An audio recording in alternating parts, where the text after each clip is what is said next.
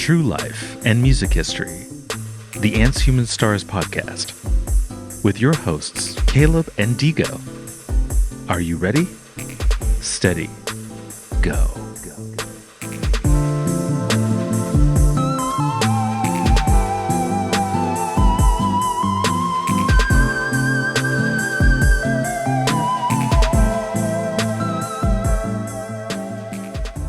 Welcome to a new segment of the podcast where I'm going to tell you guys all about famous songs and albums that we all know. And I'm going to give you the story behind the song, behind the album, behind the artist. This is behind. No, it's not behind the music. Shout out to VH1. I used to watch those all the time. This is the behind. Exactly,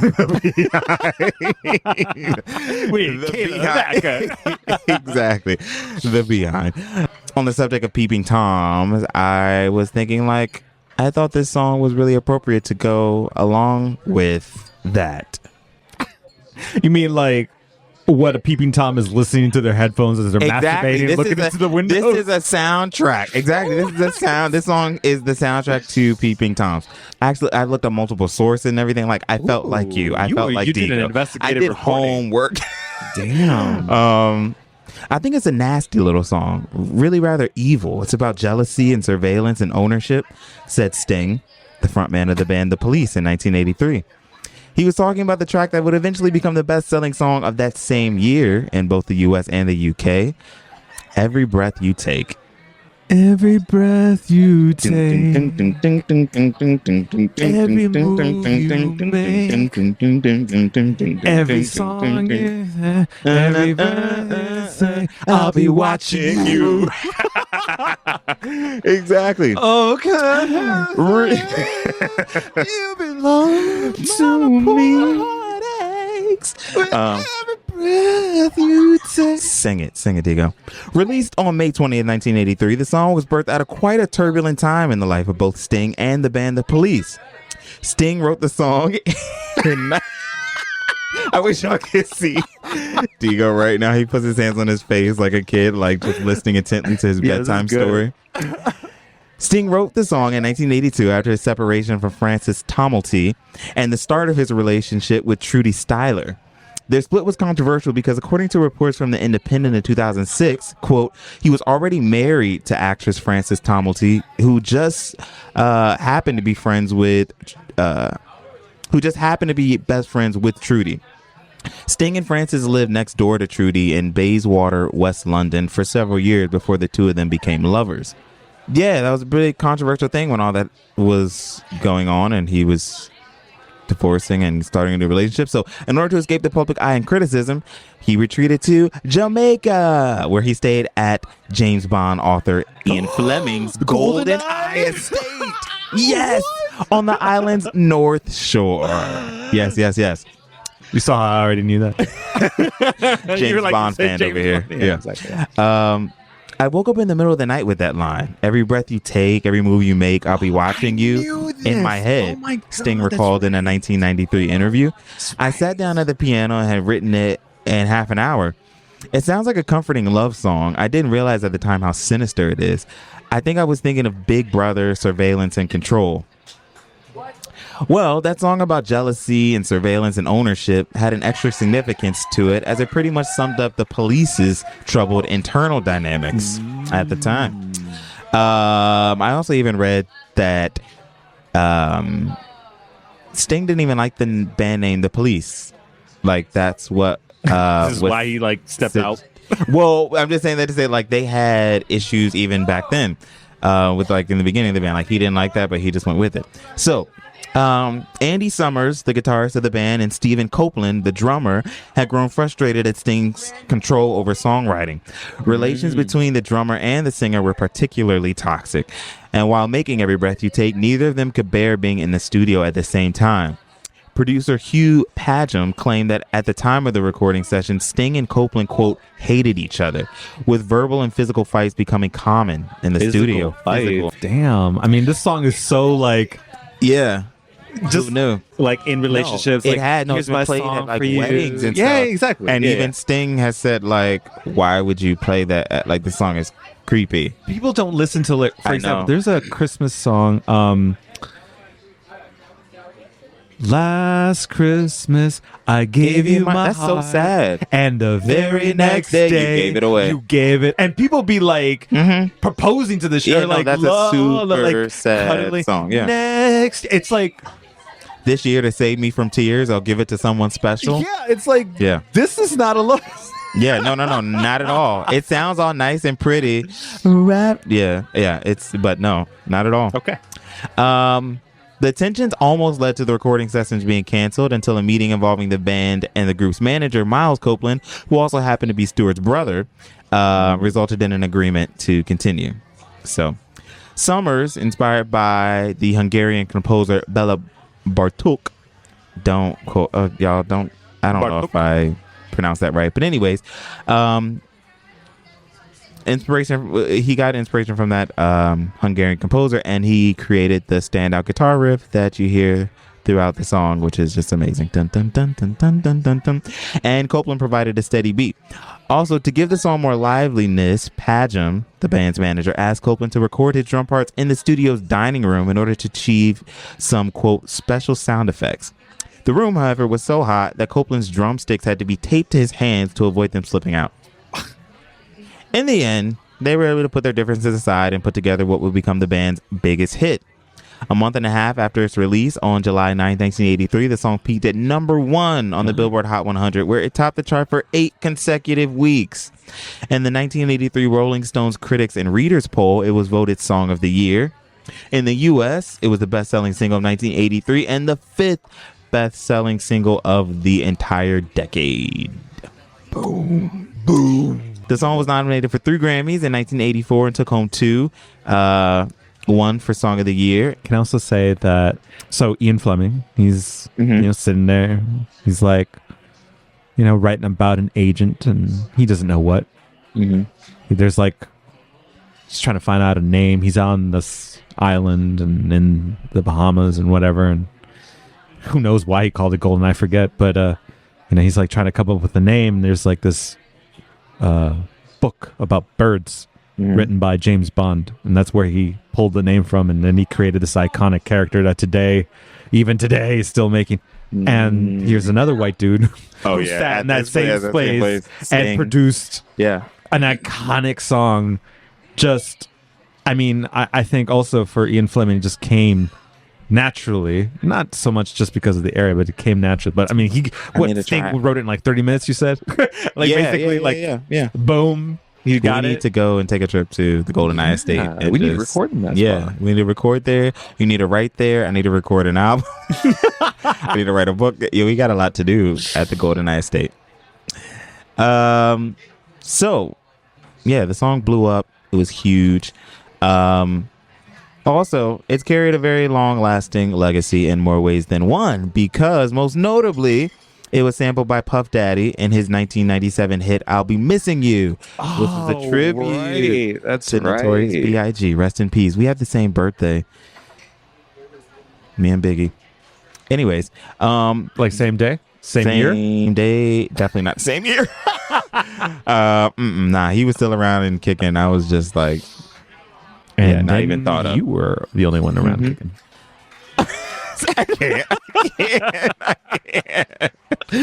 So that particular song, "I'll Be Missing You," would go on to achieve multi-platinum success. Not only did it debut at number 1, but it debuted at number 1 on the Billboard Hot 100, but it also spent a record-breaking 11 weeks there, which at the time made it the longest-running number 1 for a hip-hop song.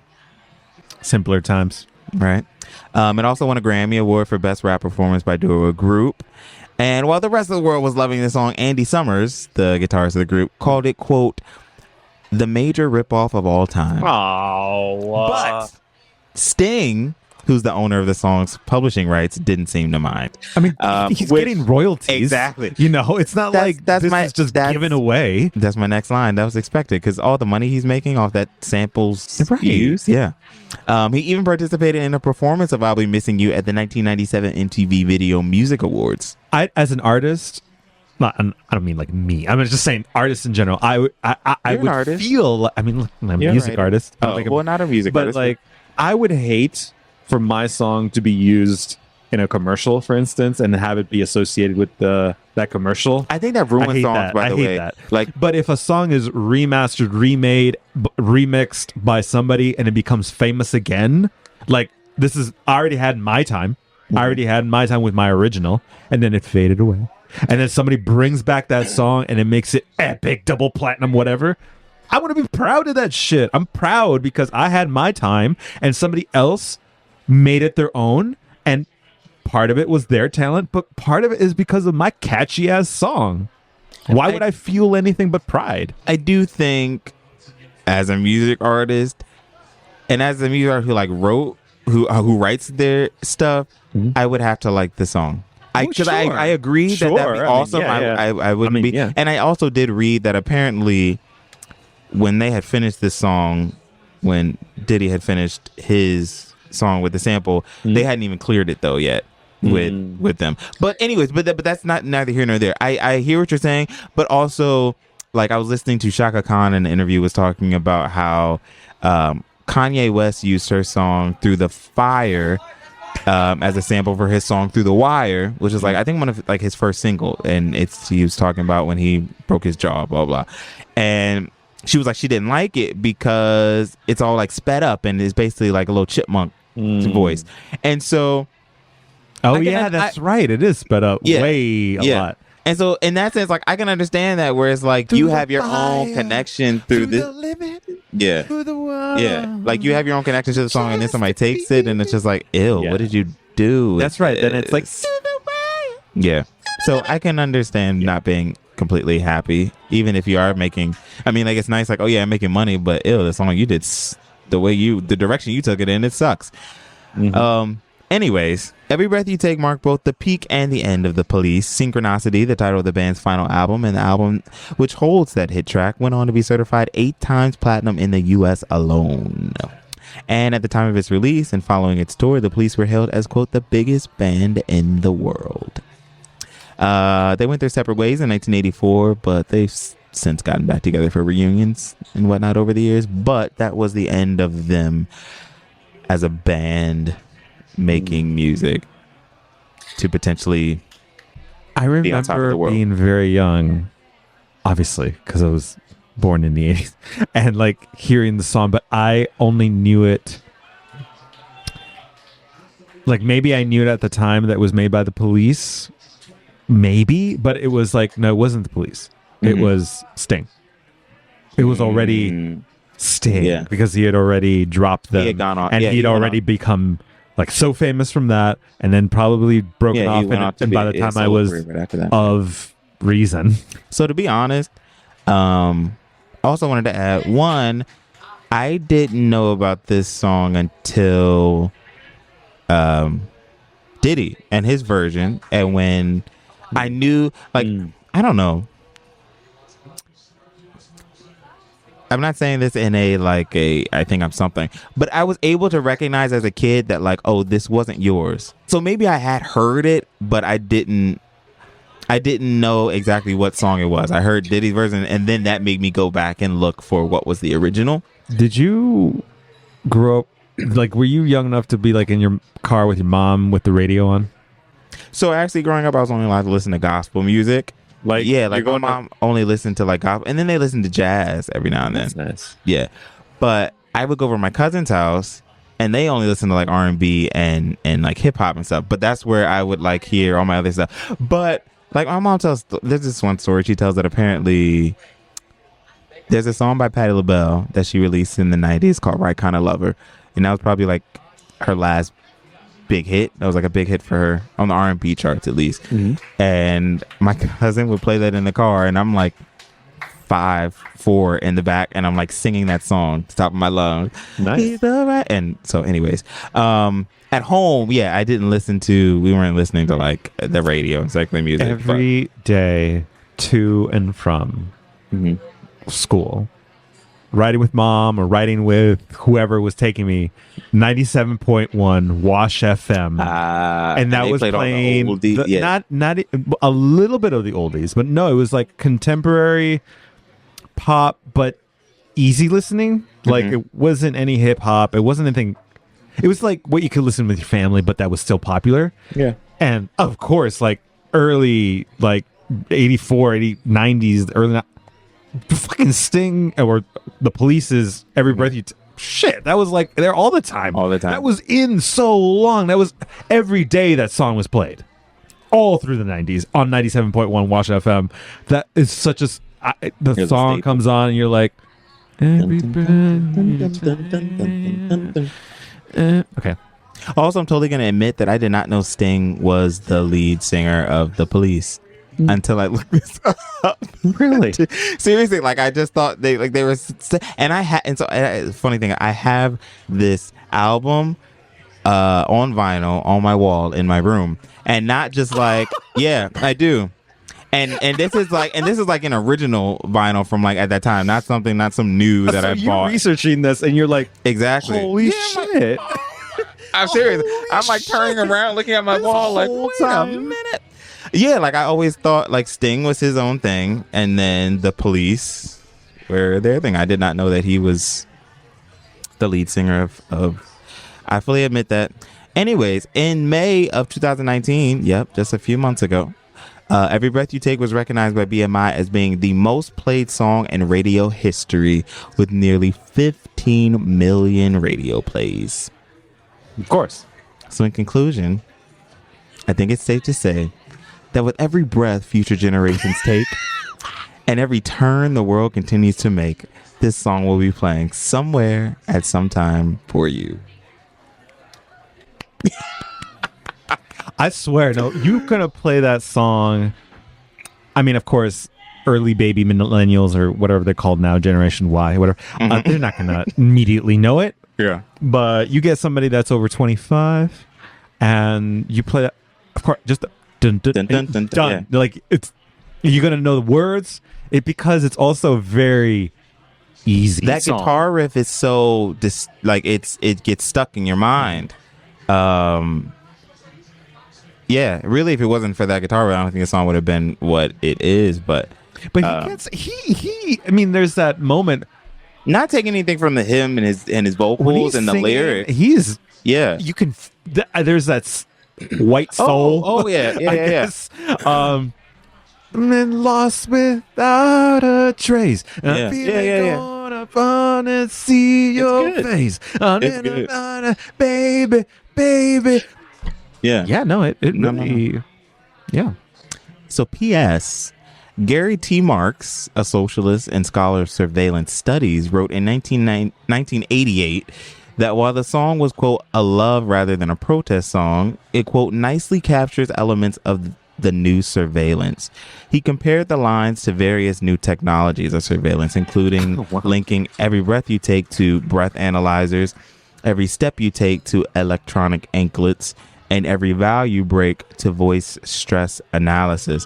And then there's like a whole article that I found that was done a couple years ago that talks about like the interpretation of that song as not so much talking about a lover, but like technology. So like they go even further of saying like every move you make, talking about motion detectors, every bond you break, that's polygraphs. Every single day, that's just the continual daily monitoring. Every word you say, bugs, wiretaps, mics. Every smile you fake, brainwave analysis. Every value break, voice stress analysis. I'll be watching you, video surveillance. And yeah, it just talks about how that mirrors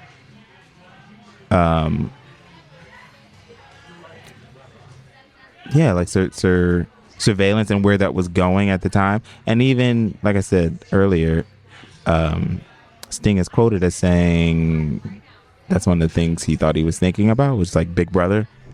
So Sting has professed amusement at the misinterpretation of his song.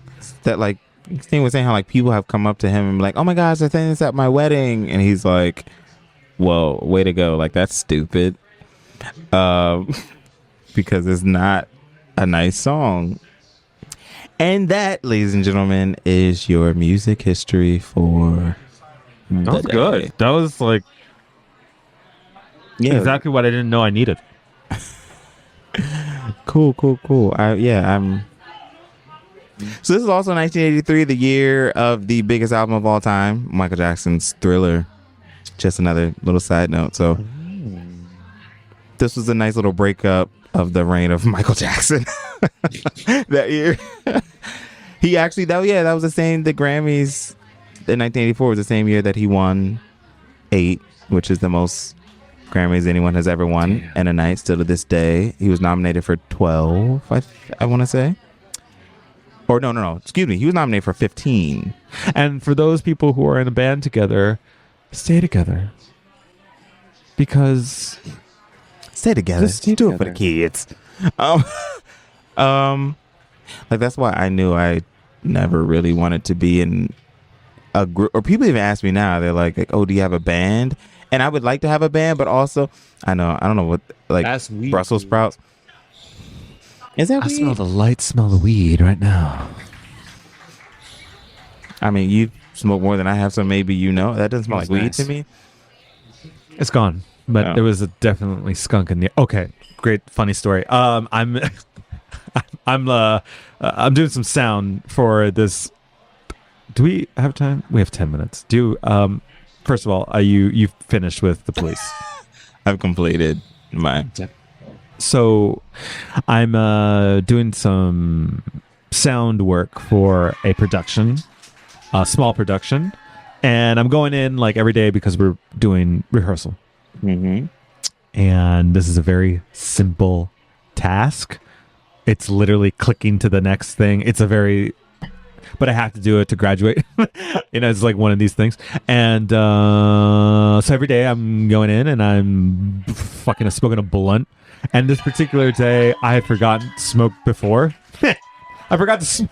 You forgot to smoke. So all I did was I just went down the hallway and like went into a dorm, into a classroom, and smoked and went back to the sound booth. And for whatever reason, the professor needed to talk to me about something, and so he came. We have a conversation, and then he's about to leave, and he's like, "Oh, by the way, okay, this dude, African as all the biggest, thickest African accent." Mm-hmm. He's like, "By the way, Digo, do you smell something in the hallway?" And I'm like, no, I don't know what you're talking about. I'm trying to remember. Fusi, Mr. Fusi, I don't know. Digo, I don't know. It smelled very bad. It smelled like a skunk. And I'm like, oh, exactly. And I'm like, I have no idea, Mr. Fusi. I have no idea what that. Not a clue. I have no idea. I have no clue. Who knows? I had a class with this Mr. Fusi. And I don't remember what the fuck the class was, but like, it was supposed to be a small class, like, maybe 10 to 15 people, a little like small study class. No one signed up for it except for me. But I don't know. He didn't have a problem with just teaching me, and I guess he did whatever he had to do. So it became, I don't know what it was called, but something where we designed the class ourselves, and it was just, so all I did was for the class, I showed up to his office. Mm-hmm. We did nothing that we said that we were going to do, like as far as the curriculum. We just sat and talked. Oh, wow. I remember having conversations of all the conversations we had, but I remember the conversation I had with him was talking about, at the time, future maybe President Obama, and how he was not going to be the president because we didn't think he being black. He was, he was just like, look, dude, the country is not ready. Obviously, what we're saying is that no one's going to vote a black president. Mm-hmm. This is not going to happen. We're definitely not even. And then it did. Man, and look at God. Wow. He probably appreciated that more than you appreciated. No, I loved it because I'm sure I'm high as shit and talk to this guy. Like, I'm just talk. We were just talking. We were obviously like it had to do something with like. We talked about racism and film. This was in the theater department, theater and film. So we talked about all sorts of topics that related to it, and there was no exam. I wrote one paper that was probably like 3 pages. I did have another class with him, and he was like notorious for like, I don't like to read a lot of papers, so just short little nothings. I remember when I figured that out, that like these teachers are not sitting reading these things word for. They don't have time to do this. All the like what they read the first page, they read the last page. Exactly. They might skim over it, but they're not reading all this stuff. Year after year after year after year after year of these bullshit papers that they know are bullshit that they're writing at the last minute or writing while they're drunk. They're not gonna. No, not at all. I had to write this. I don't know if it was like a 40-page paper. It was like more than a 20-page. It was like 40 or 50 or something like that. It was like an ungodly amount then. Who knew I'd read a book later in my life? But it was an ungodly amount then. And I was like stressing because I had to do 2 things due tomorrow. And one of them was a 50-page paper or 40-page paper. I literally was gluing shit together for my like set design class as I'm having a friend, literally anybody in the hall, come in and be like, look, read the last paragraph and just write another paragraph. I don't give a fuck about what. Just don't put penis in there. Just write what you think could go after that in nice language, and just type away because I need to fill in. Get to 40 pages. Oh, God, I think, and I got a good score for that. Straight up, because I know they didn't need it. I just needed to get that much words in there, and I had to glue these things. I like literally couldn't put my hands on the keyboard and glue the shit together. It was a shitty ass presentation for my set design class. This is also just popped into my memory. I went to the set design class. So I did the 40-page paper. Yay! I turned it in. Yay! And I went to my set design class with the thing and I built it and it was shitty, but hey, it was good enough. And I was like, yay! And I turned it in and I was like, look, this, and this. I skipped a lot of this class. Because it was my like senior year, and so I was like, senioritis, like whoa, and like I'm thinking this is the final exam, and we like show it, we do, and then he's like, all right, now here we, and then everybody's like putting their books away and they're getting out their pencils, and I'm like, the fuck, we have an exam. There's an exam coming up right now. Are you fucking kidding me? Thankfully, it was set design. So like, it was just like, hey, it was multiple choice. It was just like nonsense obvious. Like fine. Like I did fine. But like, that's how much I didn't even know what was going on, and just flying by the seat of my pants on this last year at William & Mary. But I turned it in, and you survived. I got a B on that class. Yeah. Well, I wish I had shown up more often because the professor was a really good professor. I was just senioritis. Seemed like there's nobody's business. Anywho, we are at the end of our time here at Glory Days. Yeah.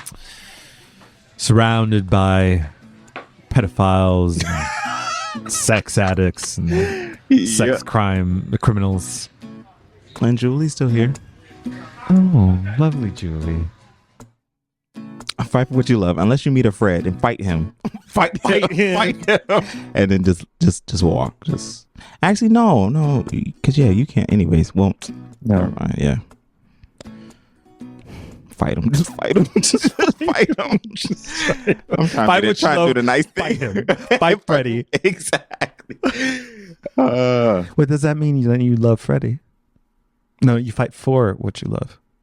Not fight with what you love. Yeah, you fight exactly right. You fight forward. And I love to fight for people being considerate, and this inconsiderate asshole deserves to be fought with. Because I'm fighting for the love of considerate people. And this Freddie situation, he ain't considerate. He's screwing things up. Freddie doesn't know about us or this podcast that we talk. And this is his real name. It's not like we're making up a name. This whole thing is with truth and with a real name and with truth. If he ever does listen to this, I hope one day we'll all laugh about it. No. I mean, well, if he gets himself together. If not, then no. Somebody else, some other true crime podcast is going to cover about 2 podcasters that were killed by Freddie. That's true. Maybe that'll be the next episode. How to reform the Fred in your life. Digo shaking his head like there's no reform. You get Freddie onto a jet, and you open the door. You just open the door. Sorry, we're not available right now, but leave us a message on Twitter or Instagram at Ants, Humans, Stars, and we'll make sure to get back to you eventually. Also, if you like us, leave us a 5-star review, and we'll make sure to officiate your wedding at a future date. Just send us the deets and plane tickets and hotel stays and everything, and we'll make sure to make that happen.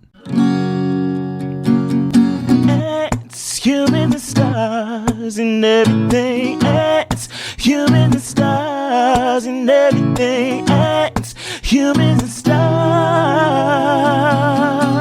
and everything.